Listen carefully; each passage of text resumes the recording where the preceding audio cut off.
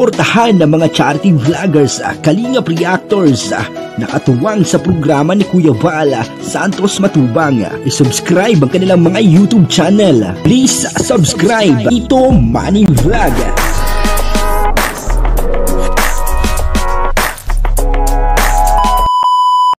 Yun po, no, good morning, good afternoon po sa inyo lahat. Dito po tayo naman sa Palawan Town Shop. At nakukunin po natin yung padala ni Ma'am Kat. Maraming salamat po sa Ma'am Kat, doon po sa iyong pag-sponsor, doon po sa bibili ng saklay, para po doon sa naputulan ng paa na si Efren. Maraming salamat po sa iyo, Ma'am Kat, at ngayon nagkukunin na po namin yung pera para po pambili ng saklay. At maya po ibibili po kami ng saklay doon po sa New South Star Drug. Tadaan po kami doon. Sige po, at ito kukobrahin muna po natin yung pera magaling kay Ma'am Kat.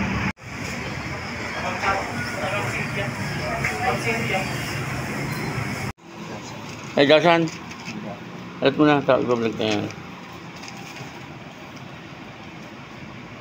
Ayan po, bibili na natin yung saklay para kay Kuya Efren. Ito 1,300.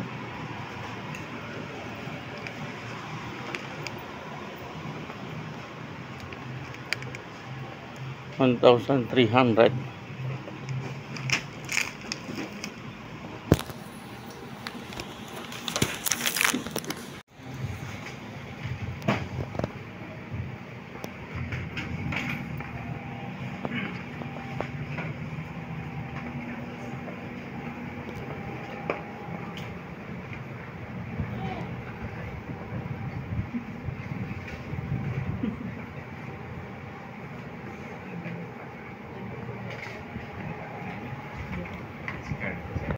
Kuya, kumusta? Kumusta? Ayos lang. Oh, ito, regalo ko sa'yo. Ha? Galing kay Ma'am Kat ng Kuwait. Kanino? Kay Ma'am Kat ng Kuwait.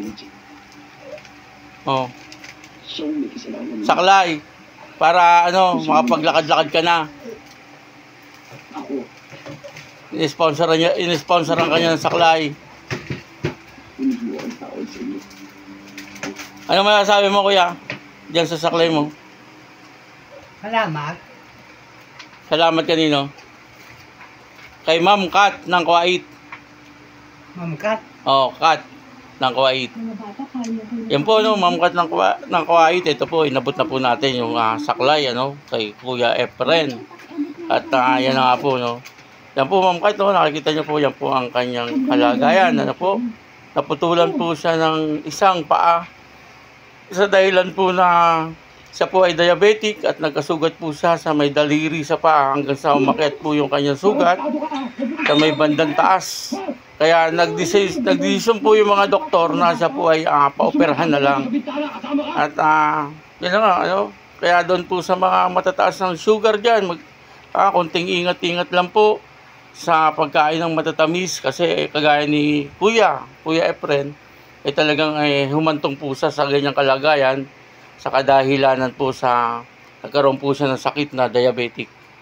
Sa ngayon, yan po ang kanyang kalagayan at nagpapagaling po siya. Ang dalangin po natin, siyempre, ay gumaling si Kuya kaagad para sa ganun ay makapaglakad-lakad na po siya at meron naman na po siyang saklay na binigay ni Ma'am Kat ng Kuwait.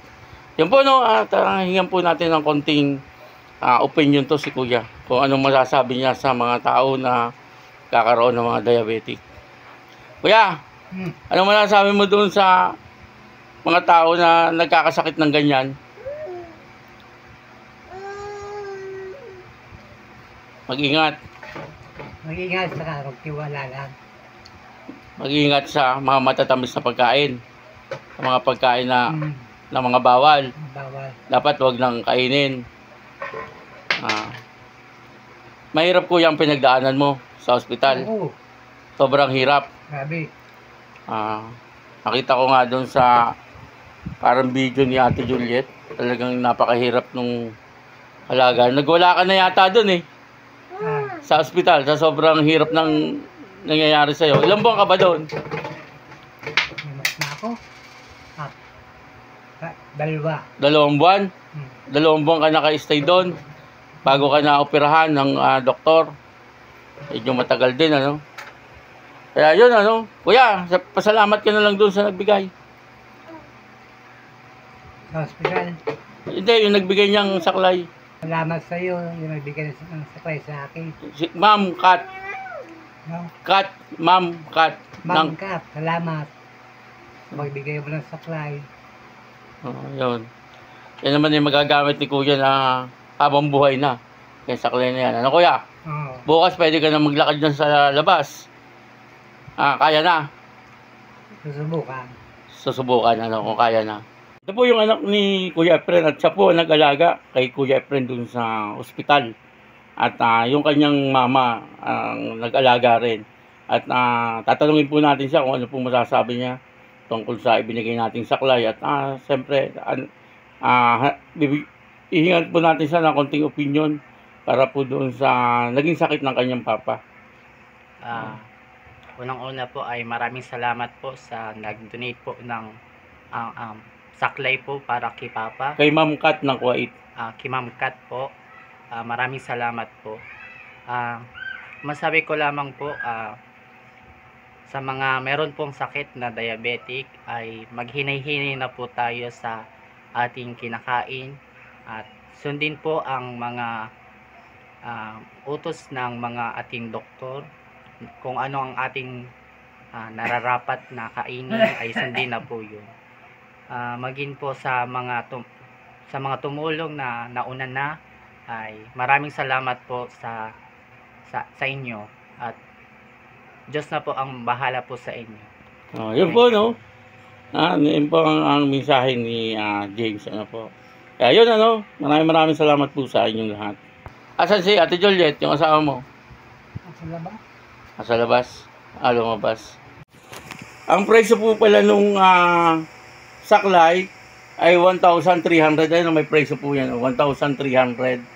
Tapos, may nagkasolina po kami ng 100 doon sa motor na nagpasama po kasi ako kasi may karamdaman din ako kaya hindi rin po ako pwedeng bumiyahe ng kaya sabi ko gasolina ako na lang siya ng 100 samahan niya ako mag-withdraw at bumili po nitong saklay kaya bali ang nagastos po namin ay 1,400 po may sukli pa po 100 pesos doon sa pinadala ni Ma'am Kat na 1,500. Ito pong 100, iabot ko po kay Kuya. Ito pong sukli. Ito po. Kuya, yan yung sukli. Doon sa pinadala ni Ma'am Kat na 1,500 para pambili niyang saklay mo. 100 pesos ang sukli na lang. Kasi yung saklay mo, 1,300. Tapos yung sa motor, ng gasolina, 100.